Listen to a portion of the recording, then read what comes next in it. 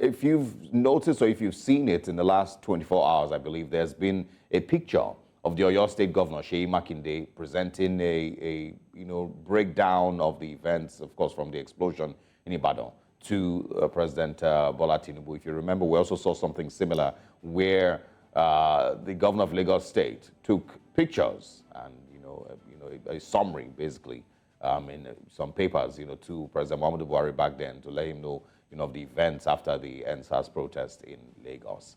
Seyi Makinde's move has made me, of course, once again say that it's 2024 and have a very, very simple request for our country to move forward. Can we stop carrying the president as father of the nation?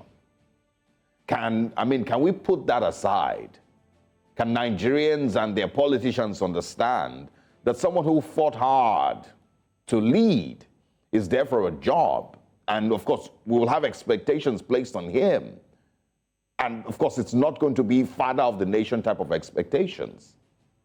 The last few weeks, you've seen the news, and it has been flooded with reports of governors thanking the president for not interfering with the Supreme Court decisions that have kept them in power. Embarrassing, to say the least. It's again one of those father of the nation moments, but this time it's even worse. By praising Mr. President, what they are simply inferring is that the Nigerian president can pick and choose when or where to interfere with court decisions. He can decide if the court will give judgment based on their findings and judicial process with facts and evidence, or push those aside and give judgment based on what the president directs. And if that doesn't scare you, I'm not sure why. And that even they as governors believe that courts can be influenced when they choose to. That, of course, they now have to be thankful to the president for not doing so. It is unbelievable and scary.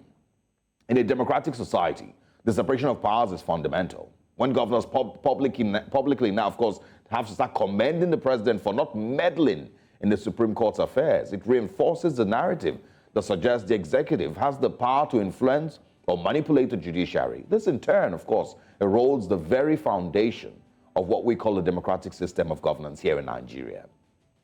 Now, do these governors understand that they were given the mandate of the people, who, of course, went all out to vote for them? What are you thanking the president for? Help me understand what you are thanking the president for. Is this maybe also showing that in today's Nigeria, nobody has any faith in the justice system to do the right thing? That even with all the evidence available, judges can still perform magic depending on the orders from higher up?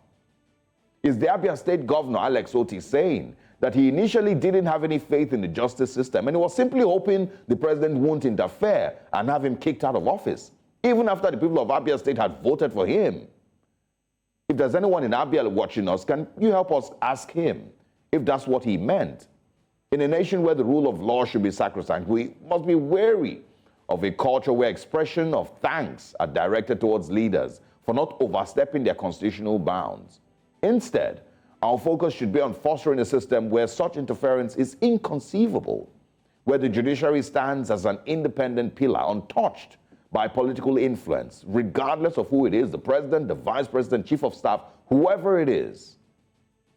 Away from Abia State is the Kano State Governor, Abba Yusuf, telling the people of Kano State that he has zero faith in the Nigerian judiciary. And so he has to be grateful to Mr. President for not jeopardizing the judicial process because he believes it is very possible. Same thing with Governor Muftuang of Plateau State. They all were thanking the governor. Now let's go back to the father of the nation term. It's the exact same thing that has made the shameful events in Rivers State a few weeks ago possible, where politicians were at a free-for-all disrespect of the Constitution, a public display of complete disregard for the people who put these people in office and the seats in government that they hold. A governor going to the extent of destroying his own government house and his own government complex with the claims that it was due for renovation. And of course, all of that, a complete shameful display. They then all ran once again to the father of the nation to settle their disputes. And yes, the father of the nation, according to reports, did allegedly wade into a seemingly full display of godfatherism and disrespect for the electorate to allow them to agree to an 8-point agreement where, all levels of disrespect for the electorate will be forgotten. I want you to understand what I'm saying here.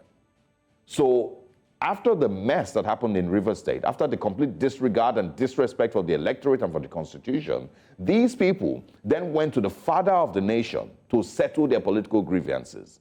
And the father of the nation, instead of casting them away, then went on, of course, allegedly, to put them together to agree to an 8-point agenda. It's a shame.